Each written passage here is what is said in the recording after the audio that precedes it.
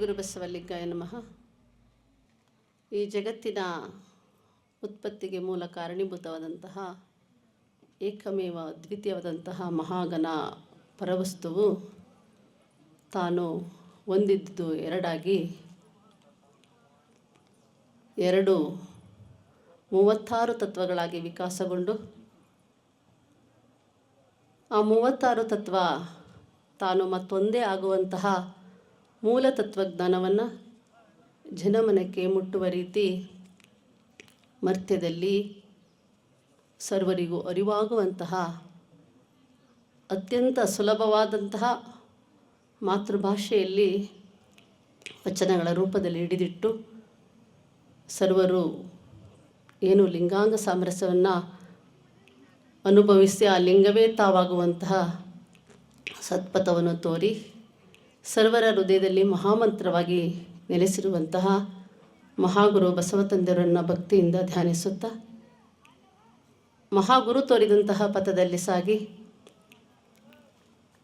ಗುರು ತೋರಿದ್ದಕ್ಕೆ ಮೀರಿ ಯಾವ ರೀತಿ ನಾವು ಅಂಥ ಮಟ್ಟಕ್ಕೆ ಏರಬಹುದೆಂಬಂತಹ ಬದುಕನ್ನು ಅಳವಡಿಸಿಕೊಂಡು ಬೆಳಗಿನೊಳಗೆ ಬೆಳಗಾಗಿ ಬೆಳಗುತ್ತಿರುವ ಸರ್ವಶರಣರನ್ನು ನೆನೆದು ನಾವು ಸಹ ಶರಣರಂತೆ ಲಿಂಗಾಂಗ ಸಾಮರಸ್ಯದ ಅನುಭವಗಳನ್ನು ಅಳವಡಿಸಿಕೊಳ್ಳಬೇಕೆಂಬಂತಹ ಒಂದು ಸಾಧನಾ ಪಥವನ್ನು ಶರಣರು ಯಾವ ರೀತಿ ಸಾಧನೆಗಳನ್ನು ಮಾಡಿದ್ದಾರೆ ಎಂಬುದಂತಹ ಮೂಲ ತತ್ವಜ್ಞಾನವನ್ನು ಅರುಹಿ ಈ ಕಾರ್ಯಕ್ರಮದ ರೂಹಾರಿಗಳಾಗಿ ಷಟ್ಸ್ಥಲ ತತ್ವವನ್ನು ಜನಮನಕ್ಕೆ ಮುಟ್ಟಿಸುವ ನಿಟ್ಟಿನಲ್ಲಿ ತಮ್ಮನ್ನು ತಾವು ತೊಡಗಿಸಿಕೊಂಡಿರುವಂಥ ಪೂಜ್ಯ ಬೆಲ್ದಾಳಪ್ಪಗಳ ಶ್ರೀಪಾದಗಳನ್ನು ಭಕ್ತಿಯಿಂದ ಸ್ಮರಿಸುತ್ತಾ ಈ ಕಾರ್ಯಕ್ರಮದಲ್ಲಿ ನಿನ್ನೆ ಅನುಭವ ಚಿಂತನವನ್ನು ಗೈದಂತಹ ಪೂಜ್ಯ ತಾಯಿಯವರಲ್ಲಿ ಸತ್ಯದೇವಿ ಮತ್ತು ಭಾರತಿ ತಾಯಿಯವರಲ್ಲಿ ಇಲ್ಲಿ ವೇದಿಕೆ ಮೇಲೆ ಆಸೀನರಾಗಿರುವ ಉಳಿವಿ ಅಪ್ಪಗಳು ಮನಗುಳ್ಳಿ ಅಪ್ಪಗಳಲ್ಲಿ ಸಾಧನೆಯಲ್ಲಿ ತೊಡಗಿರುವ ಬಸವದೇವರು ಮತ್ತು ಗಂಗಾಧರ ದೇವರು ಇಲ್ಲಿ ಎಲ್ಲರೂ ಸಾಧನೆ ಮಾಡಬೇಕು, ಏನಾದರೂ ಶಿವಯೋಗದ ಬಗ್ಗೆ ಅರಿಯಬೇಕೆಂಬ ಉತ್ಕಟ ಹಂಬಲದಿಂದಲೇ ಎಲ್ಲರೂ ಆಗಮಿಸಿದಿರಿ. ಆದರೆ ಒಂದು ಕಾರ್ಯಕ್ರಮ ವೇದಿಕೆಗೆ ಆದಂತಹ ಖರ್ಚು ವೆಚ್ಚಗಳು ನಮಗೆ ಸ್ವಲ್ಪ ಎಚ್ಚರಿಕೆಯನ್ನು ಕೊಡಬೇಕು. ಇದ್ರದ್ದು ಸದುಪಯೋಗ ಆಗಬೇಕು. ಬಿತ್ತಿದ ಬೆಳೆ ನಾಶ ಆಗಬಾರ್ದು.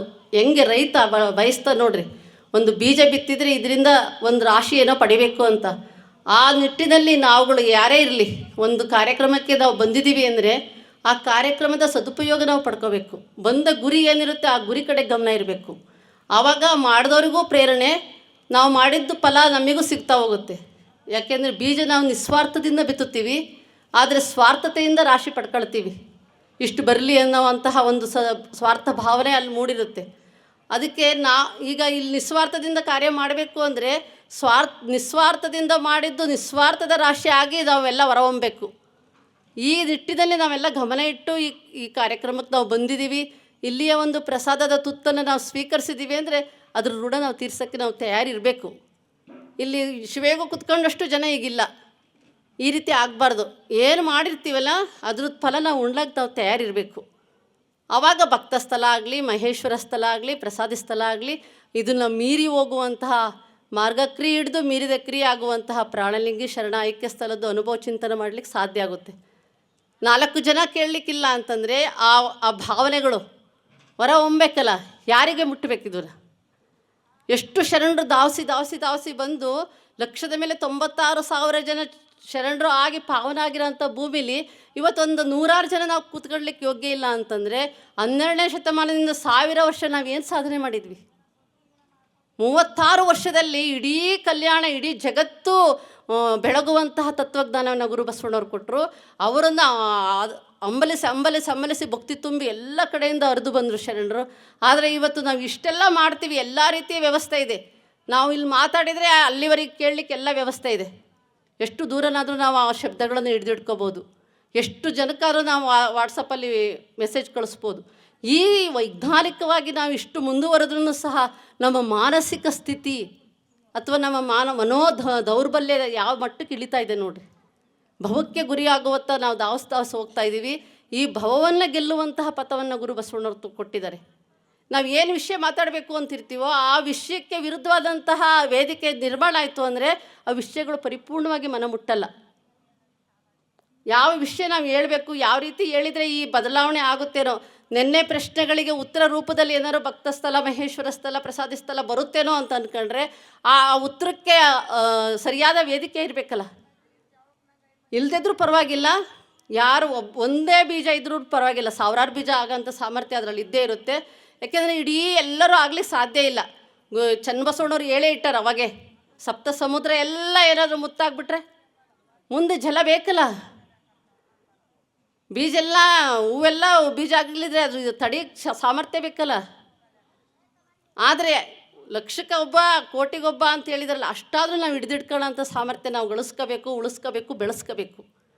ಆ ನಿಟ್ಟಿನಲ್ಲಿ ನಾವು ನೋಡ್ತಾ ಹೋದರೆ ಒಂದೇ ವಸ್ತು ಎರಡಾಯ್ತಲ್ಲ, ಆ ಒಂದು ವಸ್ತುವಿಗೆ ಎರಡಾಗಿದ್ದಕ್ಕೆ ಒಂದು ಅಂಗಸ್ಥಲ, ಒಂದು ಲಿಂಗಸ್ಥಲ ಅಂತ ಕರೀತಾರೆ. ಅಂಗಸ್ಥಲ ಅನ್ನಿಸ್ಕೊಂಡಿದ್ದೆ ಷಟ್ಸ್ಥಲದಲ್ಲಿ ಭಕ್ತ ಮಹೇಶ ಪ್ರಸಾದಿ ಪ್ರಾಣಲಿಂಗಿ ಶರಣ ಐಕ್ಯ ಅನ್ನಿಸ್ಕೊಳ್ಳೋದು. ಲಿಂಗಸ್ಥಲನೇ ಶಕ್ತಿಗಳ ರೂಪದಲ್ಲಿ, ಸಾಧಕ್ಯದ ರೂಪದಲ್ಲಿ ಒಂದಕ್ಕೊಂದು ಬೆರಿತಾ ಹೋಗುತ್ತೆ. ನೆನ್ನೆ ಘಟಚಕ್ರದ ಬಗ್ಗೆ ಹೇಳಿ ಅದೆಲ್ಲ ಪಾಠ ಆಗಬೇಕು ಅಂತಂದರು. ಈ ಷಟ್ಸ್ಥಲದಲ್ಲಿ ಎಲ್ಲ ಬಂದ್ಬಿಡುತ್ತೆ, 101 ಸ್ಥಳ ಬರುತ್ತೆ, 216 ಸ್ಥಳ ಎಲ್ಲದೂ ಅಡಗುತ್ತೆ ಇದರೊಳಗೆ. 36 ಆಯ್ತಲ್ಲ, 36 ಮತ್ತು 216 ಆಗೇ ಆಗುತ್ತೆ. ಮತ್ತು ಅದನ್ನೆಲ್ಲ ಒಂದು ಮಾಡ್ಕೊಳ್ತಾರ. ಅದಕ್ಕೆ ಒಂದು ಸ್ಥಳ ನಾವು ಪರಿಪೂರ್ಣವಾಗಿ ಜಗತ್ತಿನ ವಿಕಾಸ ಅಥವಾ ಏನು ಆಗಿದೆ, ಒಂದು ಜಗತ್ತಿನಲ್ಲಿ ಏನು ನಿರ್ಮಾಣ ಆಯಿತು. ನಿನ್ನೆ ಅಪ್ಪರು ಹೇಳಿದರು, ಪೂರ್ವಭಾವಿಯಾಗಿ ಅವರು ಹೇಳ್ತಾ ಒಂದು ವಸ್ತು ಯಾವ ರೀತಿ ವಿಕಾಸ ಆಯಿತು ಮತ್ತು ಯಾಕೆ ಅದು ಒಂದಾಗಬೇಕು ಅನ್ನೋದ್ರ ಬಗ್ಗೆ ಸೂಕ್ಷ್ಮವಾಗಿ ಅವ್ರು ಹೇಳಿದ್ದಾರೆ. ನಾವು ವಚನಗಳನ್ನು ಅಧ್ಯಯನ ಚೆಂದ ಮಾಡ್ತಾ ಹೋಗಬೇಕು. ಅವ್ರು ಏನು ಕೊಟ್ಟಿದ್ದಾರಲ್ಲ ಶರಣರು, ಆ ವಚನಗಳನ್ನು ತಳಸ್ಪರ್ಶಿಯಾಗಿ ಏನು ಫೌಂಡೇಶನ್ ಇಲ್ದಲೇ ಮನೆ ಕಟ್ಟಲ್ಲಿ ನೋಡ್ರಿ, ಹಂಗೆ ಫೌಂಡೇಶನ್ ರೂಪದಲ್ಲಿ ನಾವು ಅದನ್ನು ಬೆಳೆಸ್ತಾ ಹೋದರೆ ಎಷ್ಟು ಎತ್ತರಕ್ಕಾದರೂ ಏರ್ಬೋದು. ಭಕ್ತ ಸ್ಥಳದಲ್ಲಿ ಈ ಭಕ್ತನೇ ಅಂಗಸ್ಥಳದಲ್ಲಿ ಮತ್ತು ಆಚಾರ ಲಿಂಗ ಆಗುತ್ತೆ.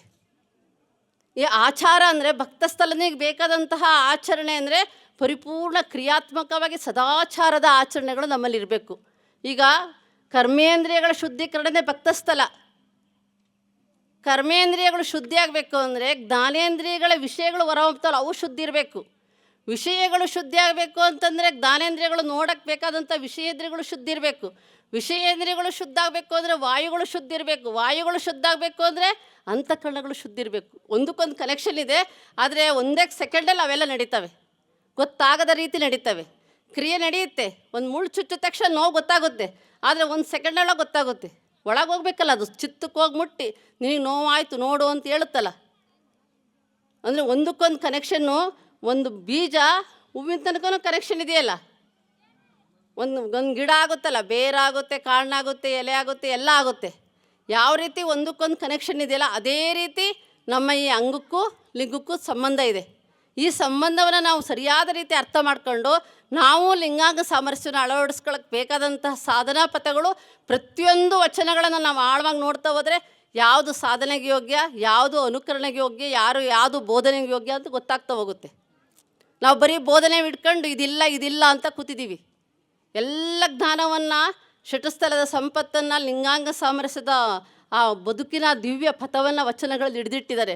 ನಮ್ಮಷ್ಟು ಪುಣ್ಯವಂತರು ಯಾರಿಲ್ಲ, ಆದರೆ ನಮ್ಮಷ್ಟು ದುಃಖಿಗಳು ಯಾರಿಲ್ಲ. ಆ ಮಟ್ಟಕ್ಕೆ ನಾವು ಆಗಿದ್ದೀವಿ. ಈಗ ನಮ್ಮಷ್ಟು ನೋವು, ನಮ್ಮಷ್ಟು ದುಃಖ, ನಮ್ಮಷ್ಟು ಕಷ್ಟ ಅನುಭವಿಸ್ತಾರೆ ಯಾರಿಲ್ಲ. ಆ ಮಟ್ಟಕ್ಕೆ ನಮ್ಮ ಬಸವ ತತ್ವವನ್ನು ನಾವೇ ಸರಿಯಾದ ರೀತಿ ಅರ್ಥ ಮಾಡ್ಕೊಳ್ಳದಲ್ಲೇ, ಆಚರಣೆಗೆ ಅಳವಡಿಸ್ಕೊಳ್ಳದಲ್ಲೇ ಒಂದು ರೀತಿ ಕೀಳು ದೃಷ್ಟಿಯಲ್ಲಿ ಲಿಂಗವಂತ ಸಮಾಜವನ್ನು ನೋಡುವ ಮಟ್ಟಕ್ಕೆ ನಾವೇ ಇಳಿತಾ ಇದ್ದೀವಿ. ಇದು ಮೀರಿ ಹೋಗ್ಬೇಕಲ್ಲ. ಬೀಜ ಮನೆಯಲ್ಲಿದ್ದಾಗ ಅದು ಅಲ್ಲೇ ಎಲ್ಲೋ ಬಿದ್ದಿರುತ್ತೆ, ಆದರೆ ಅದಕ್ಕೆ ಸಂಸ್ಕಾರ ಕೊಟ್ಟು ಫಲವತ್ತಾದ ಭೂಮಿಯಲ್ಲಿ ಹಾಕಿ ಅದನ್ನು ಎಮ್ಮರವಾಗಿ ಬೆಳೆಸಿದರೆ 4-6 ಪಕ್ಷಿಗಳಿಗೆ ತಾಣ ಆಗುತ್ತೆ, 4-6 ಜನಕ್ಕೆ ನೆರಳಾಗುತ್ತೆ, ಪ್ರಸಾದವಾಗಿ ಹಣ್ಣಾಗಿ ಎಲ್ಲರಿಗೂ ಸ್ವೀಕಾರಕ್ಕೆ ಯೋಗ್ಯ ಆಗುತ್ತೆ. ಅದಕ್ಕೆ ಸಂಸ್ಕಾರ ಮುಖ್ಯ. ಸಂಸ್ಕಾರದ ಜೊತೆಗೆ ನಾವು ಸಂಸ್ಕಾರಯುತರಾಗಿ ಸದ್ದು ಆಚರಣೆಗಳನ್ನು, ಸದಾಚಾರಗಳನ್ನು ಅಳವಡಿಸ್ಕೊಳ್ಳೋಕ್ಕೆ ಹೆಚ್ಚಿನ ಪರಿಶ್ರಮ ಪಡಬೇಕು. ನಾವು ಆಚರಣೆಗೆ, ಕ್ರಿಯೆಗೆ, ಜ್ಞಾನಕ್ಕೆ ಗಮನ ಕೊಡ್ತೀವಿ, ಕ್ರಿಯೆಗೆ ಗಮನ ಕಡಿಮೆ ಆಗಿದೆ. ಲಿಂಗವಂತ ಸಮಾಜದಲ್ಲಿ ಫಸ್ಟ್ ಆಗಿರೋದೇ ಅದೇ. ನಾವು ಕ್ರಿಯೆಯಲ್ಲಿ ಪರಿಪೂರ್ಣ ಕ್ರಿಯಾತ್ಮಕವಾದ ಬದುಕು, ಇದು ಆಚಾರದ ಬದುಕು. ಆಚಾರವೇ ಸ್ವರ್ಗ, ಅನಾಚಾರವೇ ನರಕ ಯಾಕೆ ಹೇಳಿದರು ಗುರುಬಸವಣ್ಣವರು?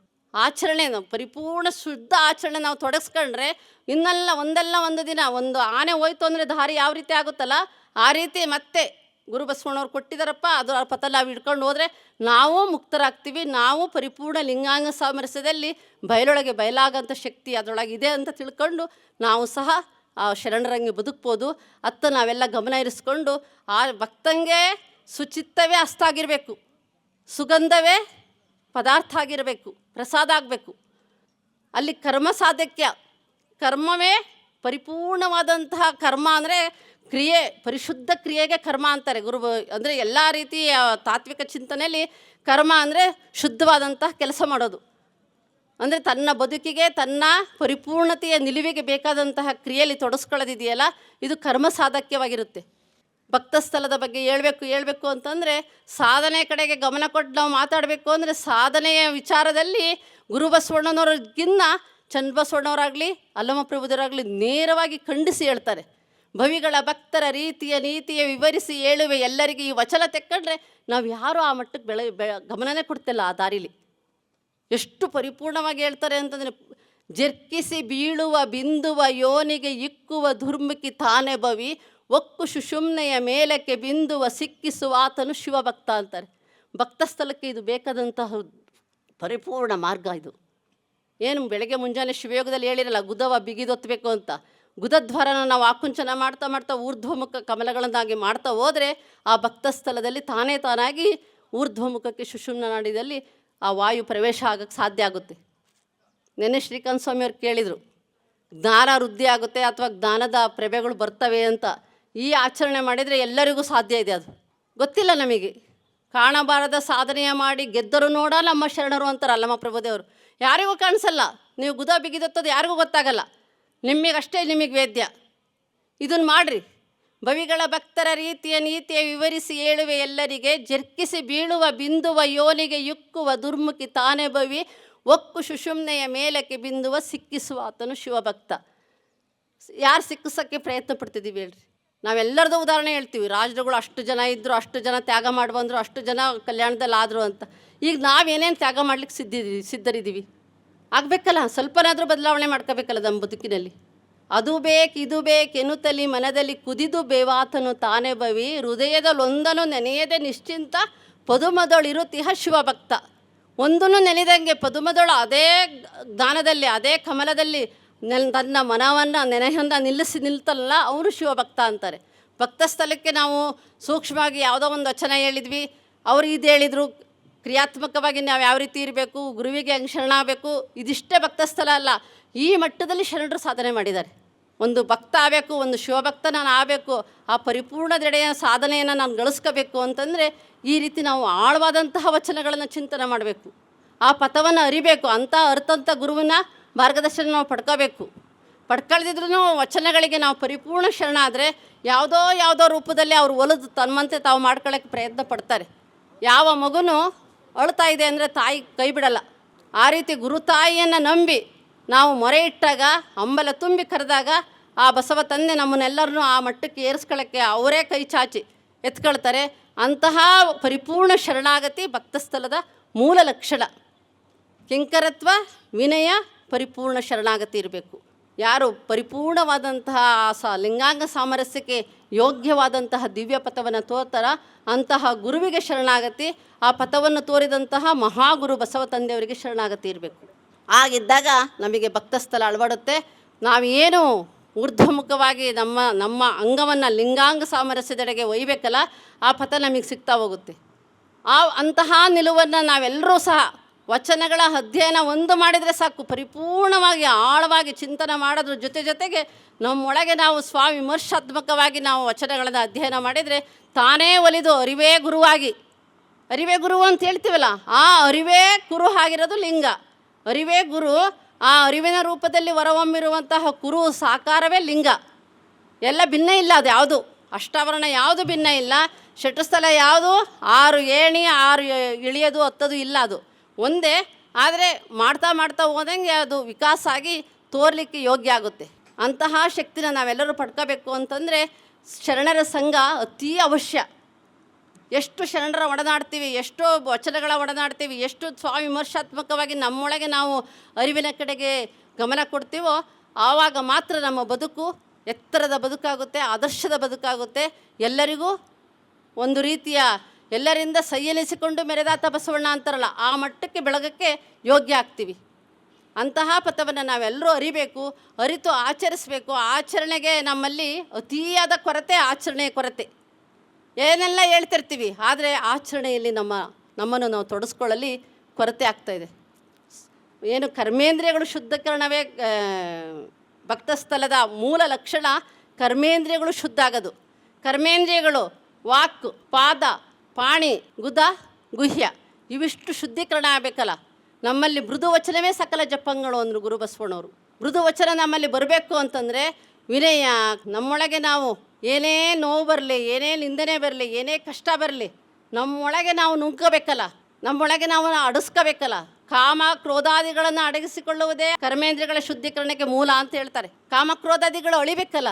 ಒಂದೊಂದು ಅರಿಷಡ್ ವರ್ಗಗಳು ಒಂದೊಂದು ಸ್ಥಳದಲ್ಲಿ ಲಯ ಆಗ್ತವೆ ಅಂತ ಬರುತ್ತೆ ವಚನ ಅಧ್ಯಯನ ಮಾಡ್ತಾ ಹೋದರೆ. ನಮ್ಮಲ್ಲಿ ಕಾಮ ಅಳಿಬೇಕು ಅಂದರೆ ಸದ್ವಾಸನೆ ಶುದ್ಧಿ ಇರಬೇಕು. ನಾಸಿಕೇಂದ್ರಿಯದ ಶುದ್ಧೀಕರಣ ಆಗಬೇಕು. ನಾಸಿಕೇಂದ್ರಿಯ ಶುದ್ಧೀಕರಣ ಆಗಬೇಕು ಅಂದರೆ ಸಾಧನೆ ಕಂಪಲ್ಸರಿ ಮಾಡಲೇಬೇಕು. ನೀವು ಗುದನಾರ ಬಿಗಿದೊತ್ರಿ, ಇಷ್ಟಲಿಂಗನಾರ ನಿರೀಕ್ಷಣೆ ಮಾಡಿರಿ, 10 ನಿಮಿಷದಿಂದ ಅರ್ಧ ತಾಸು ಮಾಡದಿದ್ರೆ ನಮಗೆ ಸಾಧ್ಯನೇ ಆಗಲ್ಲ. ಆ ಸಾಧ್ಯ ಆಗಬೇಕು ಅಂತಂದರೆ ನಾವೆಲ್ಲ ಆಸನದಲ್ಲಿ ಅಥವಾ ಯಾವುದೇ ರೀತಿಯ ಪ್ರಸಾದದ ಬಗ್ಗೆ ಹೇಳಿದರು, ಸಾತ್ವಿಕ ಪ್ರಸಾದ, ಈ ಮಟ್ಟದ ನಾವು ಆಚರಣೆ ನಾವು ಅಳವಡಿಸ್ಕೊಳ್ತಾ ಹೋದರೆ ಮಾತ್ರ ಸಾಧ್ಯ ಆಗುತ್ತೆ. ಅಂತಹ ಸಾಧ್ಯತೆನ ನಾವೆಲ್ಲರೂ ಪಡ್ಕೊಳ್ಳೋದ್ರ ಜೊತೆಗೆ ಇನ್ನೊಬ್ಬರಿಗೆ ಆದರ್ಶವಾಗುವ ರೀತಿ ನಮ್ಮ ಬದುಕನ್ನು ಅಳವಡಿಸ್ಕೋಬೇಕು. ಎಷ್ಟು ಸಹನೆ, ಎಷ್ಟು ತಾಳ್ಮೆ, ಏನು ಸಾದಾ ಸೀದಾ ಅಂತಾರಲ್ಲ, ಸರಳ ಬದುಕು, ಈ ಬದುಕನ್ನು ನಾವು ಅಳವಡಿಸ್ಕೊಂಡಾಗ ಮಾತ್ರ ನಮಗೆ ಶರಣಸ್ಥಳಕ್ಕೆ ಏರಲಿಕ್ಕೆ ಅನುಕೂಲ ಆಗುವಂತಹ ಸಾಧನೆಗಳು ಗೊತ್ತಾಗ್ತಾ ಹೋಗ್ತವೆ. ಅಂತಹ ಸಾಧನೆ ಪಥವನ್ನು ನಾವು ಅರಿಬೇಕು ಅಂತಂದರೆ ಅಲ್ಲಮ ಪ್ರಭುದೇವರು ಒಂದು ಕಡೆ ಹೇಳ್ತಾರೆ, ತನ್ನ ತಾನರಿದು ಇದಿರ ಮರೆದು ನಿಜಲಿಂಗದಳು ಭಿನ್ನವಳಿದ ಶರಣ ನಿಜಲಿಂಗೈಕ್ಯನು. ಇದರೊಳಗೆ ಭಕ್ತಸ್ಥಳದ ಹೇಳ್ತಾರೆ, ಪಂಚಭೂತಗಳ ಪ್ರಪಂಚ ಗುಣಗಳ ನಳಿದು ವಂಚಿಸುವ ಷಡ್ಭ್ರಮೆಯಳು ಸಿಲುಕದೆ ಪಂಚಬ್ರಹ್ಮವ ಪಂಚಮುಖ ಕಿತ್ತು ಸುಖಿಸುವ ಸಂಚುವ ನರಿದ ಶರಣ ಭಕ್ತ. ಪಂಚಭೂತಗಳ ಪ್ರಪಂಚ ಗುಣಗಳಿದಾವಲ್ಲ, ಇದ್ರೊಳಗೆ ನಾವು ಸಿಲುಕಬಾರ್ದು ಅಂತ ಹೇಳ್ತಾರೆ. ಷಡ್ಭ್ರಮೆಗಳು ಏನು ನೆನ್ನೆ ಮಾತಾಡಿದ್ರು ನೋಡ್ರಿ, ಅಪ್ಪವ್ರು ಮಾತಾಡ್ತಾ ಎಲ್ಲ ಬೋಧನೆ ಮಾಡಿದ್ದಾರೆ. ಷಡ್ಭ್ರಮೆಗಳೊಳಗೆ ನಾವು ಮುಳುಗಿ ಇದೇ ಕರೆ ಅಂತ ಅದರೊಳಗೆ ನಾಶ ಹಾಕಿ ಹೋಗ್ತಿದ್ದೀವಿ.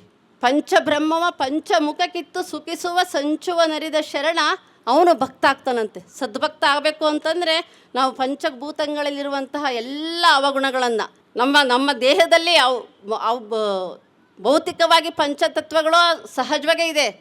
ನಮ್ಮ ದೇಹದಲ್ಲಿ ಪಂಚೀಕರಣಗೊಂಡಾಗ ಇದು ಮಲ ರೂಪದಲ್ಲಿ ಒಳಗಾಗಿದೆ.